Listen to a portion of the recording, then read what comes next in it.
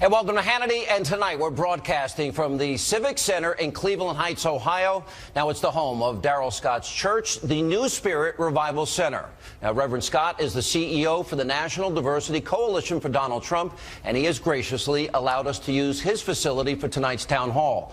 Now he has invited members of his congregation to participate and other Donald Trump supporters that live in the area that were invited to attend as well.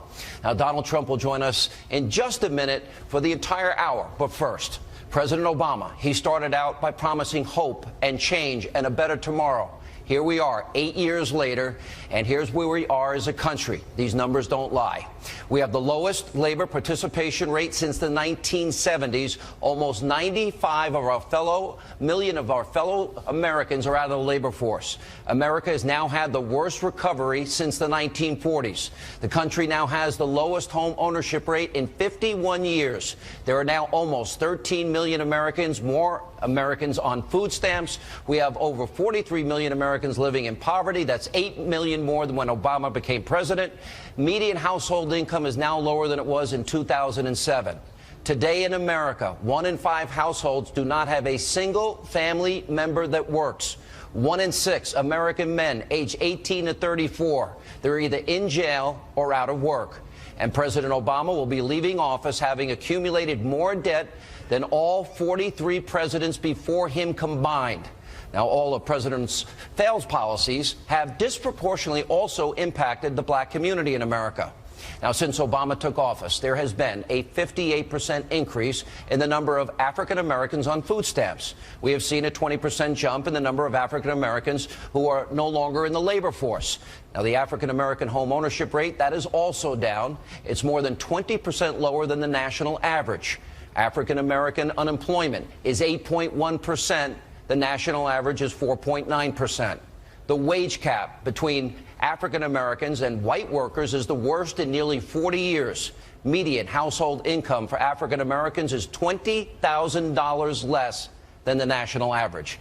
And the African American poverty rate is 24.1%. That is over 10% higher than the national average.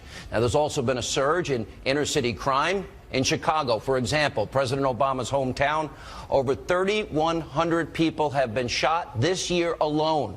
And since Obama has been in office, 3,660 people have been murdered.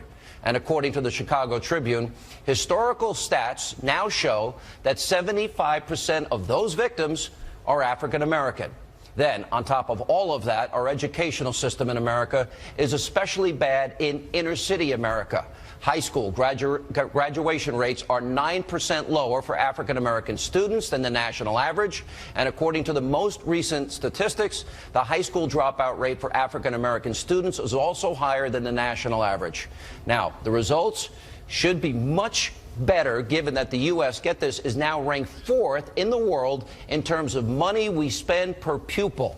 Now, per student, it works out to be $11,600 per student. Now, despite the high spending, America ranks 17th in reading, 19th in science, 26th in math. And by the way, we've not even talked about the disaster that is Obama and Hillary Clinton's foreign policy, Iran, Iraq, Afghanistan, Egypt, Libya, Syria, China, North Korea, Russia. Hillary Clinton wants to continue, she says, Obama's policies. Now, the country deserves better, and the African American community deserves better. Tonight, Donald Trump joins us for the entire hour to talk about where we are and what he will help do to fix these problems if he's elected president. For most of this hour, I'll be turning things over to this audience and let them ask the GOP nominee the questions that are on their mind. We've got a lot to get to, so help me in joining and welcoming the 2016 Republican presidential nominee, Donald Trump.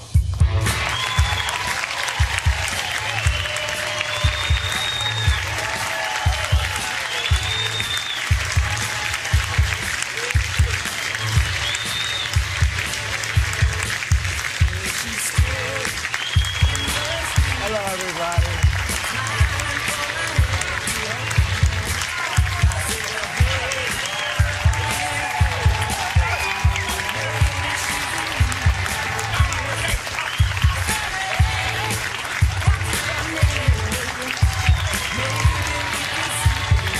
Well, it's great to see you. How are you? Very good, thank you. You heard all of those statistics. You cite a lot of them in your speeches. Right, I do. Really bad. Bad, very bad. For the African-American community, very bad. And honestly, for the community of this country, I mean, we're not doing well. You know that. Our good jobs have been taken away. They've gone to Mexico. They've gone to all over the place, but they haven't come back to us. So we're going to make some very big changes. But disproportionately, black Americans have suffered the most. Totally, absolutely. It's not even close. That's why I say, you know, like, I can fix it. We're going to fix it. And I always say, what do you have to lose? Some people like that, and some people don't. But it's like, and people are using that statement all over the place now. What do you have to lose? It's so bad. Some of the inner cities are so bad that it's, look, it's a disgrace, frankly, what's happened. When you look at these numbers, a 20% jump in the number of African Americans no longer in the workforce, 58% increase black Americans on food stamps. This is only since Obama has been president. Home ownership rate. I go through the entire list. You have made it a point in this campaign to go to, specifically, to reach out to black Americans, go to black churches and say, give me a chance. Historically, Republicans haven't done that. Why is this so important? Well, I think maybe I'm a little different than a lot of the Republicans. I think some of the states we're leading, like I see we're doing great in Maine, we're doing great in Connecticut, we're doing great in places that normally a Republican wouldn't do as well. And some of them, I mean, really, they wouldn't do well at all. They haven't won these states in years. Colorado's been amazing. It's been like incredible what's gone on. Wisconsin, we're doing great. So we, you know, we're doing well in places that a lot of people wouldn't do very well. What are the specific ideas in your economic plan? I know, for example, trade is a big part of it. I know you're going to let multinational corporations bring back trillions of dollars from overseas.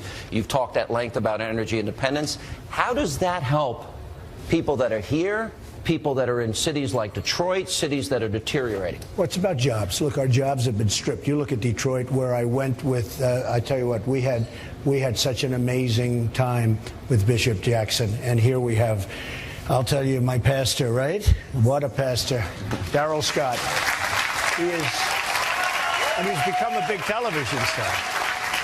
But he's never going to leave anybody over here. But he's become a big television star. He co-hosts my show now every night. Oh, really? So, is that right? That's good.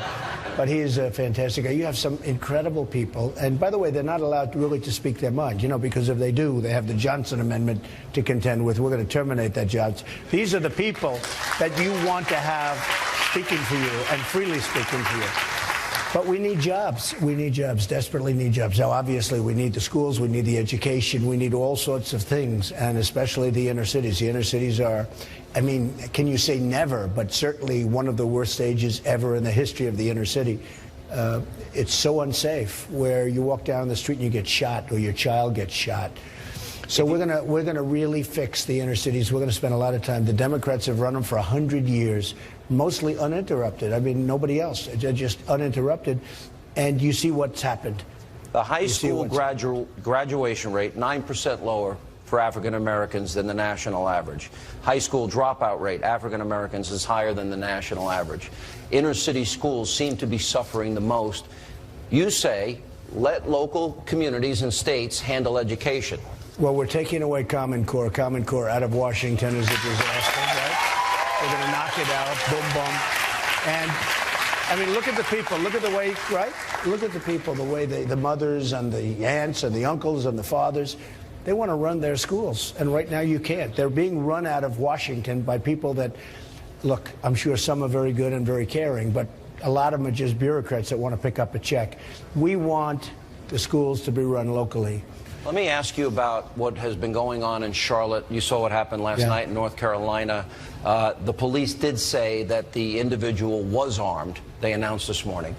But you have these high-profile cases. It all started with Obama saying the Cambridge police acted stupidly. Trayvon, that could have been me 35 years ago. He'd look like my son. He weighed in on Ferguson and Michael Brown and Freddie Gray and all these high-profile race cases. But I just gave a statistic that I think should shock everybody's conscience and soul. I'm in a church, Pastor. And that is 3,660 people are dead since Obama's been president in his hometown of Chicago. Yeah. I bet nobody knows the names of any of those 3,660. Yeah. Why is that? The violence in the inner city is incredible. In particular, I watched Tulsa, and I know Tulsa. This is the man just happened. Right. Hands up. He was doing everything he was supposed to do. I saw it. Yeah. Everything. And a young policeman shot this man. I don't get it. You can come. I don't care where you're coming from. There was something really bad going on. Saw it. He had his hands up. I don't know if she choked. Yeah.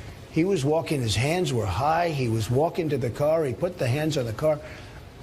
Now, maybe she choked. Something really bad happened. But this is something, you know. How do we stop this cycle of violence, and more particularly, I mentioned Chicago, 75% of those shootings are black Americans. 3,660 since Obama's president. Yeah. This year alone, over 3,000 shot in one city. Now, I would think if it was your home city of New York, you would have gone to New York and tried to do something about it. I was in New York when it was really bad. Numbers never like that.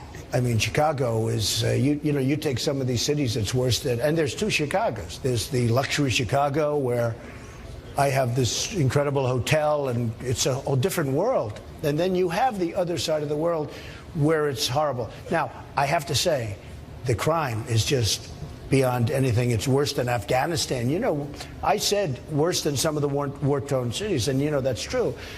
But in New York, we had Rudy Giuliani did a fantastic job. He was a great mayor. He really was. And we had horrible numbers. And we had a wonderful police commissioner working with Rudy. And they started stop and frisk. And they did a great job. And New York became from one of the more unsafe cities to one of the largest, maybe the largest safe city, I think, right? I think it was the largest safe city. About 2,500 murders in the world, down or something. to 500. Yeah, so it was unbelievable, and it was stop and frisk. Now, they've stopped it in New York.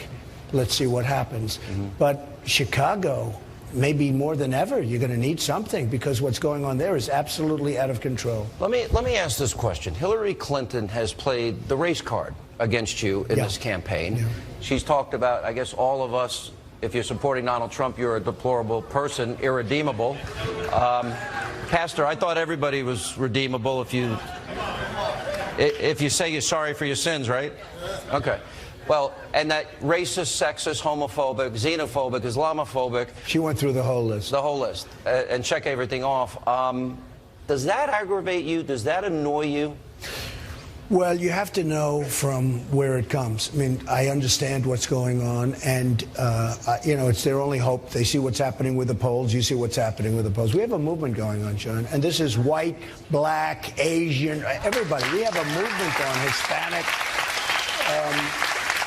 because people are tired of what's going on in the country. You know, we spent trillions of dollars, $6 trillion now in the Middle East, and you come to Cleveland or you go to Detroit or Philadelphia and we can't build a school. We can't even paint the classrooms. Yeah. We build schools in these places and they knock them down. We build them again. They knock them down. We do it a third time. Look, it is insane. We spent we're up to $6 trillion in the Middle East, and our roads have potholes. Our highways are in bad shape. Our bridges are falling down.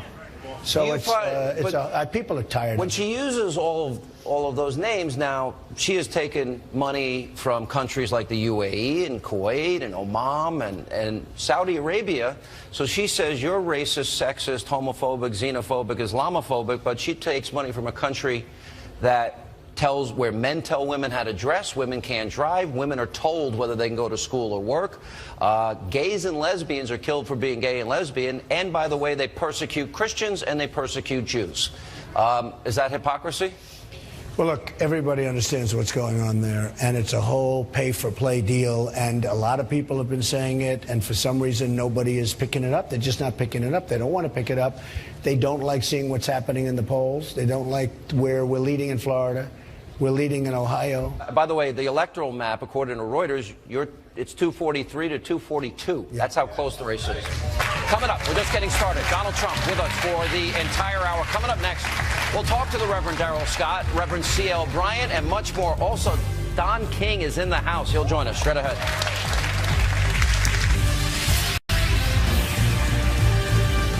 And welcome back to Hannity, and we are on the road at the Civic Center. We're in Cleveland Heights, Ohio. That, of course, Pastor Scott. Reverend Pastor Scott, talking about Donald Trump earlier today. He joins us along with radio talk show host Reverend C.L. Bryant. Don King is here with us as we continue. The 2016 Republican presidential candidate Donald Trump.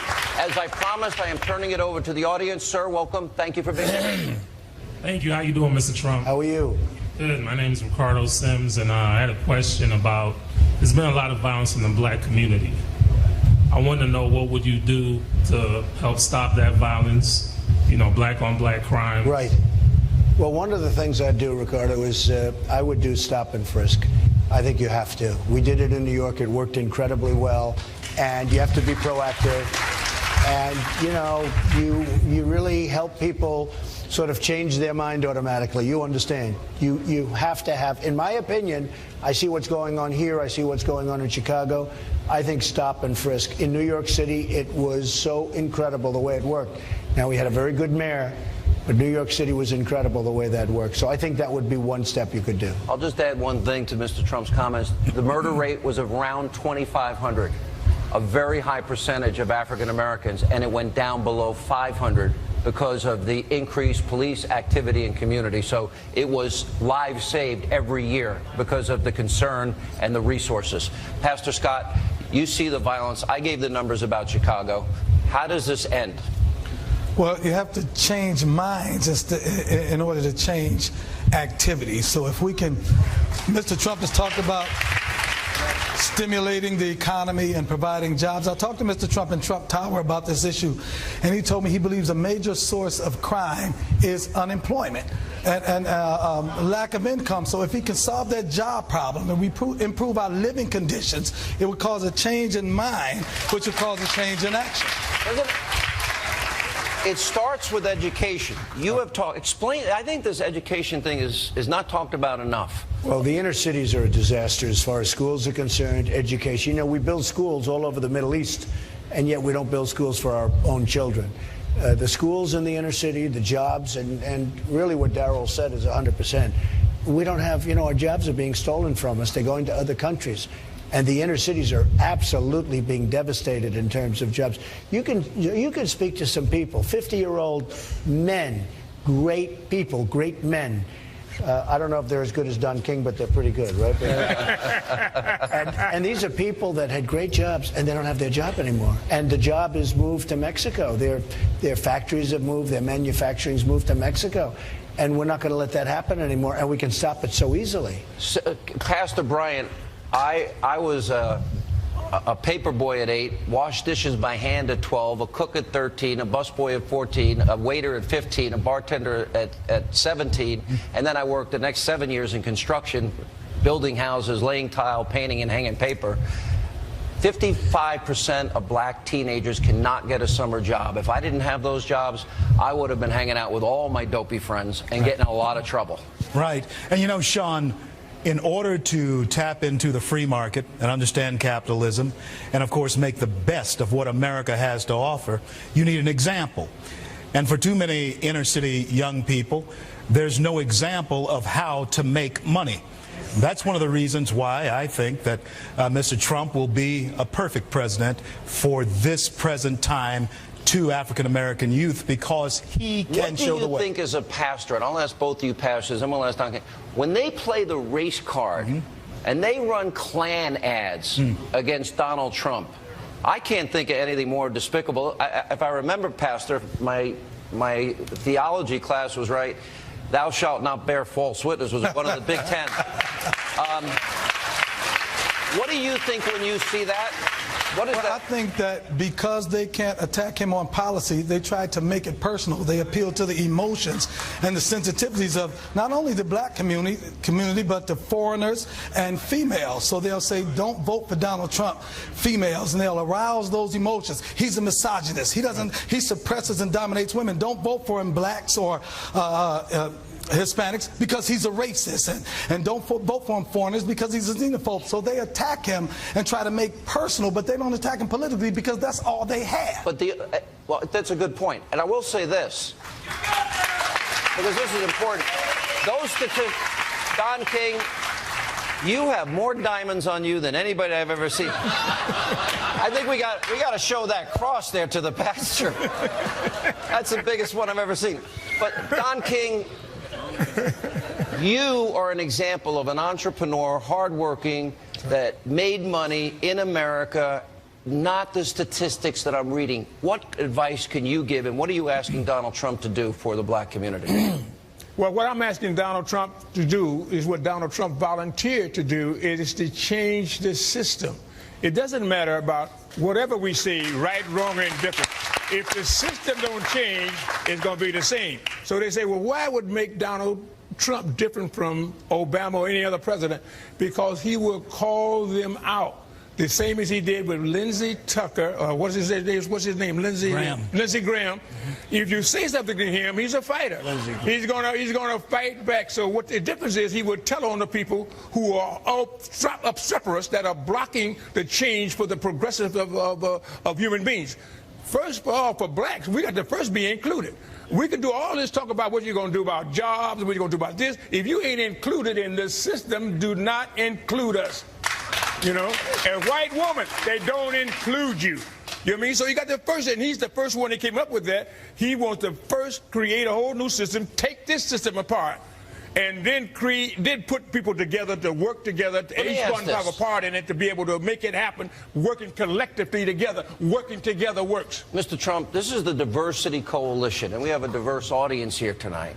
What does it mean to you to see people of all races and all religions and all backgrounds going to bat for you in this election the way they are? Well, it means a lot, and Don King is an example. First of all, he's a great entrepreneur. You know, he's the greatest boxing promoter ever, but that's the ultimate entrepreneur. And Don King has been my friend for 25 years. He knows me better than most people know me. That's correct. And when he called me, and this wasn't just recently, a long time ago, he endorsed me for president. And I shouldn't tell him this. I think he endorsed Bernie Sanders for vice president. Yes. So we can't say that. But number one, number two, we're very happy with Mike Pence. I have to be. Where's Mike? He's around here. Mike's here. Well, Mike's is advent because Bernie couldn't stand up. He couldn't give up that party loyalty. But he was the number one and number two vote getters. You were doing great up till now. You really were. It was the people that would be the ones. You know, I look at, like, when we first started in this country, the two highest votes would be, the highest would be president, and the second would be vice president. That would be four parties. Right. You know what I mean? The two vote getters would get that. I think America wants success and results. Right. They want results, and that's what he spells. And he's the epitome of it. He's the spirit of America. John Paul Jones, you know, when the captain said, "Do you surrender? Do you surrender?" He said, "I have not yet begun to fight." Commandeered the British ship, you know what I mean, and went on and navigated himself to the promised land. When we come back, we'll have more questions from our audience right here in Cleveland Heights, Ohio. Plus, Amarosa, Larry Elder, Nigel Innes, will join Donald Trump on stage. That and more as Hannity continues.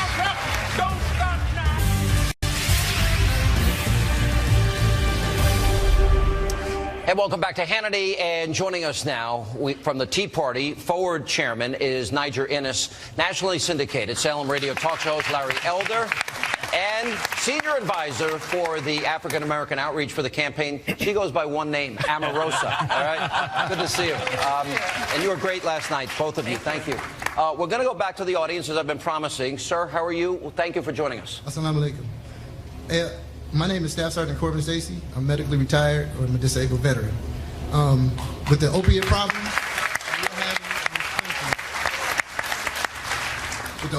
we're having in this country, I watch my friends get addicted. I watch my superiors get pill chased and all that. But my question is, what is your opinion on the criminal justice system pertaining to the drug sentencing for addicts and for those who sell them? Well, it really starts. It's a huge problem. The drug problem in this country is incredible. It's coming from the southern border, much of it, a real big percentage of it. You know, if you take a place like Ohio and you go to New Hampshire, you go to Pennsylvania, you go to so many of the different places, North Carolina, South Carolina, it's just pouring into our country, all over. I mean, all over. Some states worse than, I mean, New Hampshire has got a problem. It's their number one thing. They don't talk about, that's what they want to solve, is the heroin problem, the problem with drugs. We have to strengthen our borders. We're going to build a wall. Believe me, the wall's going up. We have to strengthen. The drugs are coming in. They're poisoning our country. Not only our youth. You know, we always say youth. Well, the youth is being poisoned, but the whole country, I mean, It's horrible. Men, women, 50 years old, 70 years old. I've never seen anything like it. The drugs are pouring across the border. It's like water, and we're going to solve that problem. We have to also help the people that are addicted. We have so many people already addicted. We have to help them. You know, It's a great question. I was down to the border 12 times, all the way from the Rio Grande to San Diego. I was in a helicopter, boats, all-terrain vehicle, horseback, believe it or not. And I went into a drug warehouse, bigger than this room times 10, floor-to-ceiling drugs. Big problem in every community in America now, especially this heroin epidemic. Niger, I know you've talked about it. How do we, if we build the wall, isn't that going to prevent a lot of those drugs from coming in? It's not only building the wall, which needs to be done, but it's a question of leadership. You and I, Mr. Trump, were in New York in the early 90s, and when Rudy Giuliani came in, he created a revolution in New York that reduced crime, homelessness, and the crisis. But he was attacked, remember, he was attacked for being a racist because he went into the communities where the crimes were taking place, and lo and behold, people's lives were saved. Absolutely, and I have no doubt that Mr. Trump is going to do for the United States of America what Rudy did for New York. Larry, you're the sage from South Central. You and me, Niger, we've been friends a long time. Right. Both of you as friends have taken a lot of heat for being black Americans and conservative. Historically, the black vote goes to the Democratic Party. Why? The Democratic Party has convinced black people that they're victims, that they're perpetual victims, and those guys over there, Tea Party Republicans, black Republicans, Republicans in general, are the villains. And we wear the white hat, they wear the black hat. That's what they've done. The number one problem facing the black community is the absence of fathers in the home. Almost...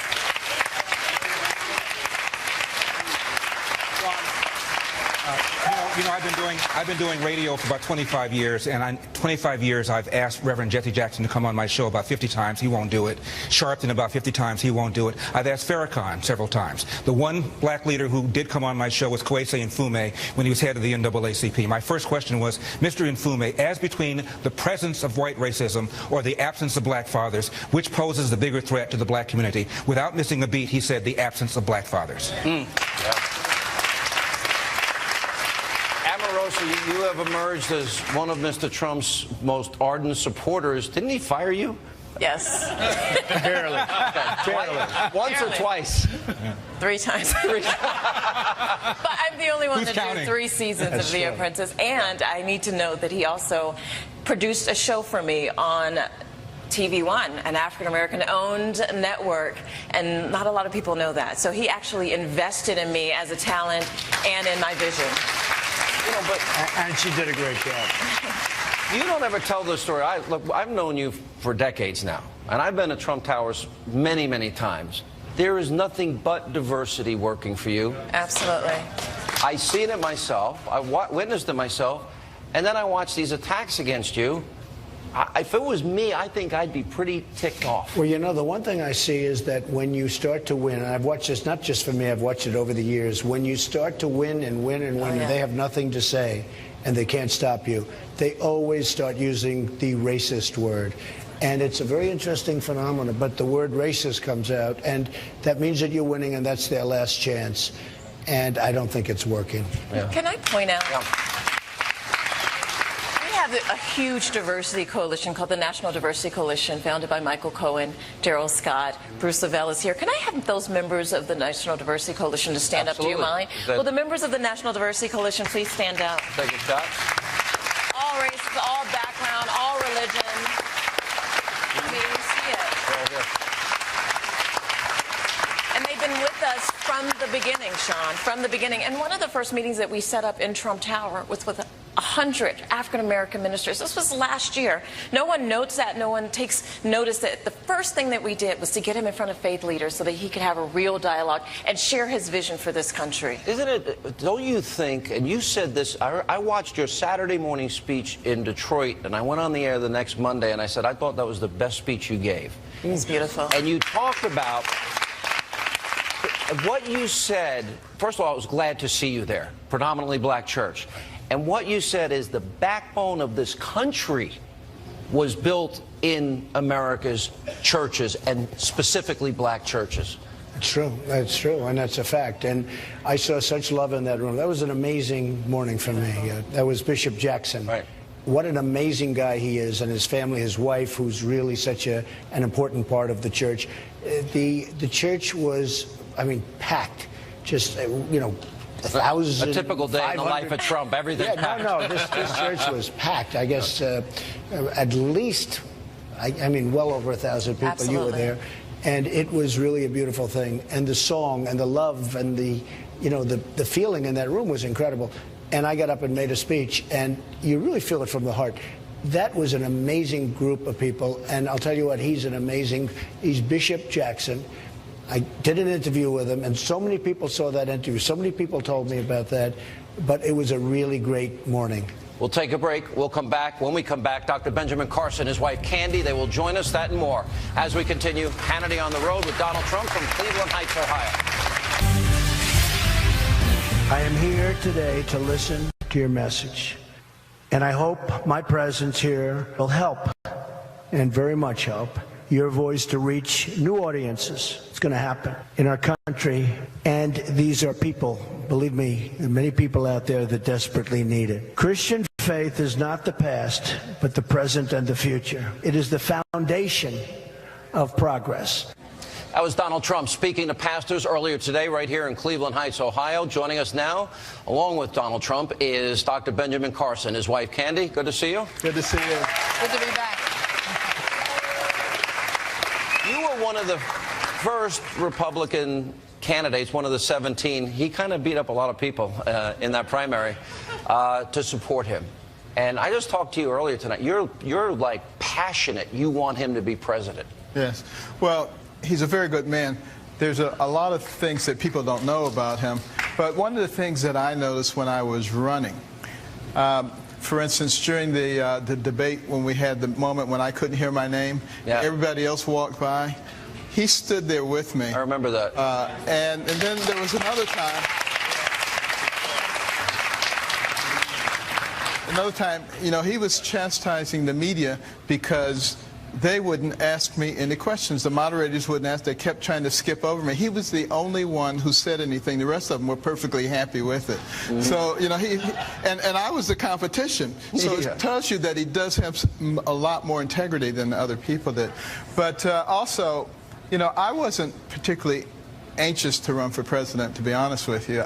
But I did it because there was so many people clamoring for it. I had thousands, hundreds of thousands of petitions, and I said, I can't turn my back on the American people. But I was secretly hoping that there was somebody who had the same kinds of values and principles who would withstand the terrible corruption that is throughout our system. Let me ask you this. With your background as a brain surgeon, a real brain surgeon, since Obama's been president, remember he promised you keep your doctor, you keep your plan. On average, the average family will save $2,500 per family per year. Well, since Obama's been president, average family is paying $4,100 more for health care. Right. If Mr. Trump came to you and said, Dr. Carson, I want you to help me repeal and replace Obamacare with free market competition or health savings accounts, what would you say? I would say I and a lot of people that I know and are associated with will be very happy to help do that.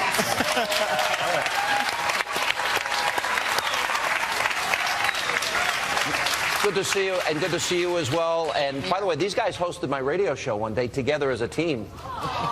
And everyone called in and said, we want them, not you. All right, we'll take a break. Thank you both. When we come back, our last segment, Governor Mike Pence will join us on stage as we continue with Donald Trump from Ohio.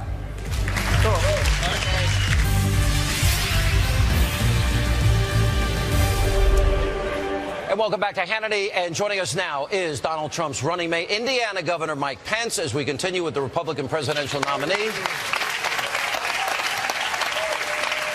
I think Hillary didn't have a rally for 19 days in August. I hear she's off again today, prepping, I guess, for the debate. 5 days from now, you will be debating Hillary Clinton. I will. That's right. And you're ready. Whatever. I'm here. I'm going to ask this in front of Mike Pence. Don't you think her whole strategy is to get him annoyed and mad?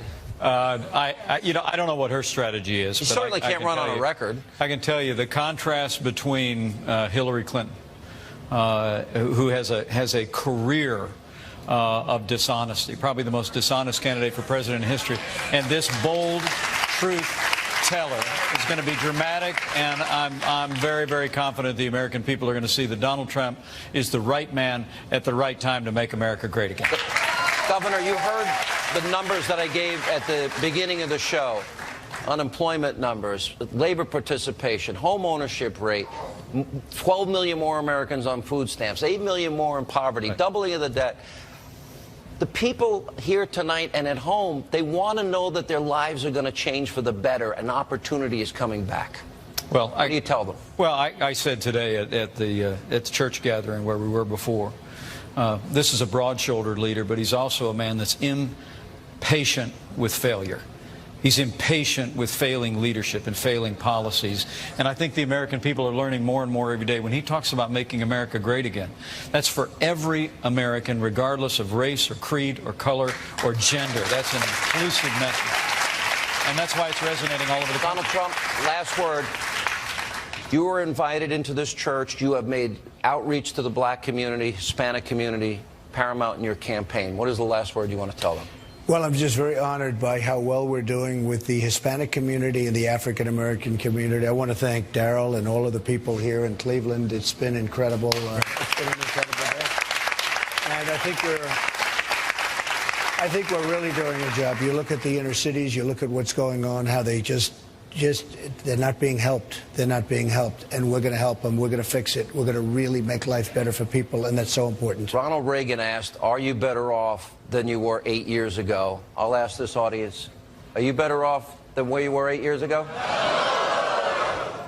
Answers the question. Mr. Trump, thank you for being with us. Governor Pence, thank you. All right, that's all the time we have left this evening. Thank you for being with us. Thank you, Darrell Scott. We appreciate it, Reverend. And thanks to all of you.